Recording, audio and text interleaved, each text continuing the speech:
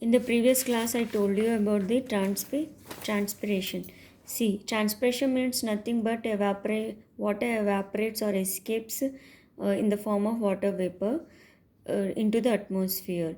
See, water escapes in the form of water vapor.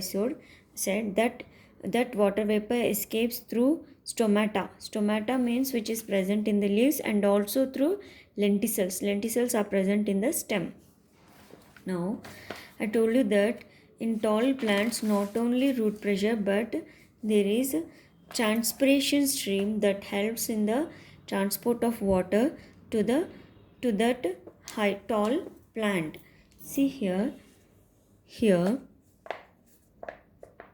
see, you know that. See, what is water transpiration stream or transpiration pull means you write this answer. Transpiration pull or stream. Transpiration means pulling effect. It causes pulling effect. Pull or stream, you write this answer. Because of this, there will be a continuous column of water. Water will not break, so it will supply to all parts of the plant. See, you know that.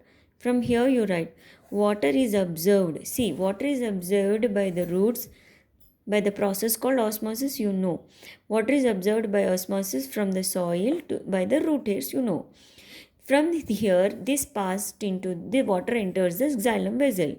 In the xylem vessel, a continuous water column, continuous system of tube through roots to and stems into the leaves, from roots to stems and then to the leaves. This, see here, from here to here, continuous column, continuous system of tube will form, means continuous column of water from roots stem to the leaves. So from the leaves the water evaporates. See children, from the leaves water evaporates through the stomata and from this lenticel in the stem. See, from the here water evaporates and releases into the atmosphere. This evaporation creates, because of this evaporation, there will be a pulling effect. Here, because of the evaporation of water, there will be a pulling effect. Here, the pushing effect of water. Pull of water above the pressure, which gives pulling effect. This results a continuous column of moving water that is called transpiration stream. You can write this. Now children, there is a relationship between the transpiration and rainfall. You know very well about the transpiration. So there is a relationship between the transpiration and the rainfall. I told you that plants, because big plants, from the plants water evaporates. See, every day from the plants water evaporates. The evaporates in the form of water vapor. That will be a gas. That gas will go upwards and form clouds. See children, this water vapor goes upwards and cools and form clouds. These clouds again precipitates. Precipitates means rainfall. These clouds will precipitate, means rainfall. Now, see children, in forest areas you will see heavy rainfall, because in forest many plants and trees will be present. See children, this oak tree can transpire. Transpire means, you know, escape of water in the form of water vapor. See how much oak tree transpire? This much liters of water. My God, 9 liters of water. This oak tree transpire means 9 liters of water will escape from this oak tree into the atmosphere. In the atmosphere, this water will change into water vapor. That water vapor will go upwards and cool and form clouds. Then afterwards, rain will get rainfall. Clouds precipitate. That means rainfall occurs. So children, in the forest areas, you will see heavy rains. That is why forest areas often have a heavy rainfall than areas nearby. That is the relationship between the transpiration and rainfall. Now children, I told you about how the water movement in the plants. See, mineral salts are also transported. See children, these minerals, for example, sodium chloride, these minerals are required for the plants for their growth. See, so minerals like sodium chloride. See, in sodium chloride we have sodium ions and chlorine ions. Magnesium sulfate. In the magnesium sulfate we have magnesium and sulfate. See children, water transport in the plant by the process called osmosis, I told you. But these mineral salts, these sodium ions and chloride ions or magnesium or sulfate ions will not absorb, they are not absorbed into the root hairs by a simple process called diffusion. See, these sodium ion and chlorine ion are absorbed into the air not by the osmosis, but it involves the use of energy by the cytoplasm, that you will study in the later classes. See, these mineral salts, how they are absorbed into the root hairs, you will study in the higher class, I told you. But these ions, once they absorb, they will travel along with the water. See children, I told you, now this root hairs, from root hairs water enters from here into the water enters into the xylem, I told you. See, when that water will enters the root hairs by the osmosis, we know. But these ions will also be enter into the root hairs, but not by the osmosis or diffusion. But that you will study in the other way. But once in higher classes, but once ions are observed, they will travel along with the water, and transport to the other parts of the body. In the xylem, once ions are absorbed, the ions travel along with water in the xylem vessel and passes to the other parts of the body. Now children, I told you that xylem transports water and phloem transports food. You know that food is prepared in the leaves. That process we call it as photosynthesis. You know that food should be transported to all parts of the plant. So which tissue will transport this? Phloem. That we will see. See children, now we'll see transport of materials in plants. Materials means food. Now see, to know how food is transported in the plants, some biologists, see children, some biologists, suppose this is a xylem. Now this is the phloem. See, this one is a phloem. Same thing will be present in the roots also. Xylem and then phloem. Now, what biologists, they used this aphid. Aphid means green fly. They studied with the help of this aphid.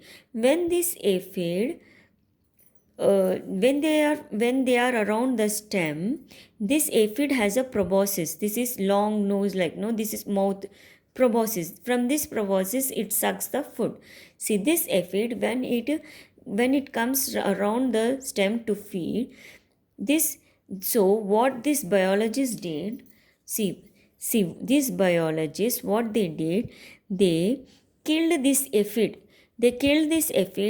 and cut the body of this aphid. See, they cut the body of this. See, when they killed this biologist, when it is feeding, when this aphid feeding, then at that time only they killed and removed the body. This proboscis was still inserted. See, then they checked that this proboscis was only up to the phloem. See children, this is purple color is phloem. So they, from this phloem, from this part only, it is feeding the plant juice. See, plant juice means food. So when they removed this aphid from this proboscis, from this cut end, they found plant juice, drops of plant juice. That then they checked that plant juice and they found that the fluid means juice contain sugars and amino acids. Means plant juice means it contains sugars and amino acids. That is nothing but the food. So what this biologist how they studied, they with the help of this aphid. Aphid means green fly. What they did, when these aphids, when they are around the young stem of the plants, to obtain juice, to get the juice, what aphids do, it pierces long needle like proboscis into it. Then these biologists, what they did, they killed the feeding aphid. When it was feeding only, they killed, and they carefully cut the stems, section the stem, and saw that this proboscis was still here only, phloem only. This proboscis only penetrates up to phloem sieve tubes. In this way, they found that the food is transported by this phloem, because this proboscis was inserted only till here only, penetrates up to phloem only. This proboscis also provides a ready-made plant juice. Now, see children, these biologists did the experiment with the green fly like this. We can also do the experiment in other way also. How? An aphid, see, by this also we can find, and but by in another way, how we can cut this plant green fly or aphid's bodies will separate from this proboscis, and from this proboscis you will find a fluid. It will flow a fluid. That fluid contains sugars and amino acids. See children, an aphid, see what, see, if we cut the end of the proboscis, see, fluid comes out from the cut end of proboscis in the form of drops. When we check these drops, we find that it contains sugars and amino acids. In this way also we can say that phloem transports the food to other parts of the body. See children, see, this aphid or proboscis, it feeds a lot of sugar. Food means nothing but the sugar, no? Plants prepare food. What food? Sugar it prepares. Carbohydrates. No, plants prepare carbohydrates. You know that photosynthesis. See, it eat lot of sugar, but it cannot absorb all the sugar. So, what it will do? It excretes some of the sugar out of the body. So, as this excretion, it is a sticky syrup called honeydew. So, on the leaves we have been attacked by aphids, often feel sticky as a result of honeydew. See children, we can also find that, see, I told you that this aphid eat lot of food. Lot of food is not absorbed by this. Some of it excretes on the leaves, suppose. See, we can find when, see, in the plants in which this aphids attack now, in that plant or in that plant leaves or stems will feel sticky because this aphid excretes some of the sugar.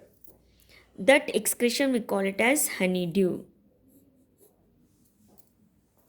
See children, I told you that, see, you know that plants,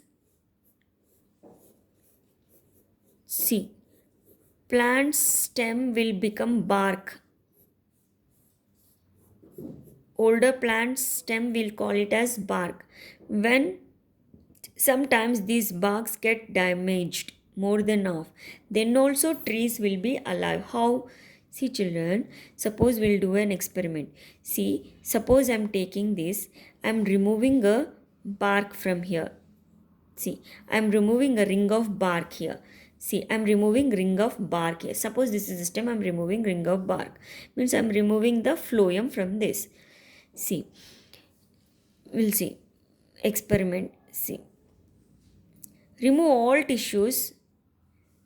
See, removing a ring of bark from a shoot. Shoot means stem to expose. Removing all, see, I'm removing ring of bark. No, I'm removing all the tissues. Means including phloem I'm removing. Then after few days, what happens? See, you know that phloem transports food. So Here the upper part of the body. This is above, this is below. Here leaves will be present. Food prepared in the leaves. From the leaves it is transported to this part. Now the phloem transports the food till here only. So the above the ring it will swells, but below the ring no swelling, because food comes here and accumulates here only. Here it will not transport because we have removed the phloem. If you remain this arrangement for further more days, here the roots will also develop, because the food is still here only. Here it will become, here no growth, here growth will be there.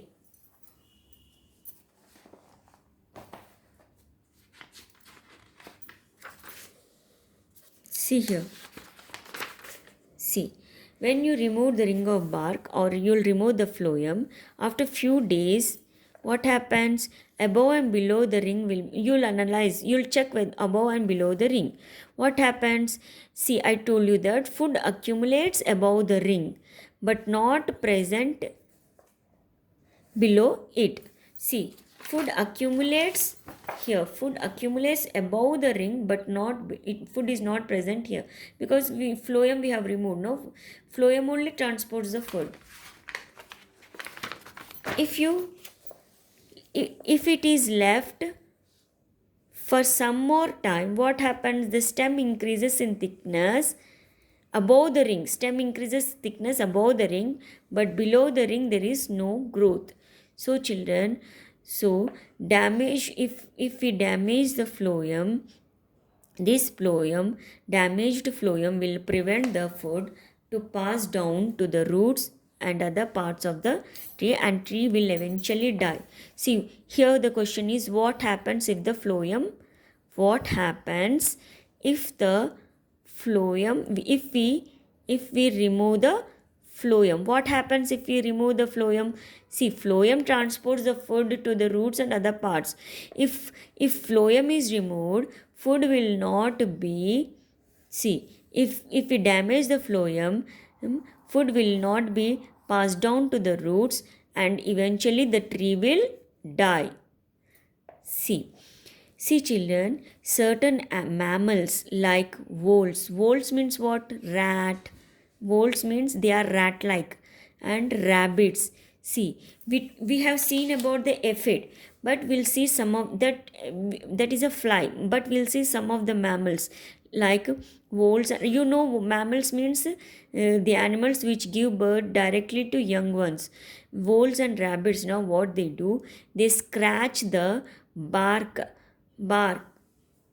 to obtain the food. You know that phloem transports the food, no? So certain mammals scratching the trees. See children, certain mammals, what they do, they scratch the trees to get food. This food is stored in which tissue? Phloem. Example, voles and rabbit. See, again I am telling you, certain mammals like voles and rabbits, what will they do?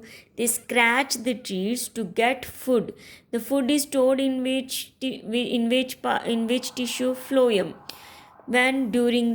When food is scarce, no, when they do not, this rabbit and voles, they do not get food, they will scratch the trees to get the food, because food is stored in the phloem. See children, I forgot to tell you about this experiment. See, to observe the root hairs, I told you that what are observed by the root hairs. Root hairs we cannot see through our naked eye, they can be seen by only microscope.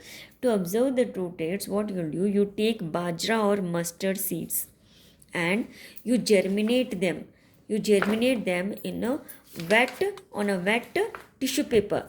Then after 1 to 3 days, this mustard or bajra seeds will germinate.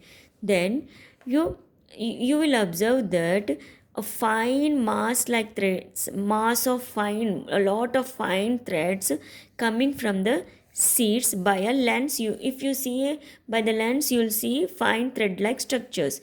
These we call it as roots.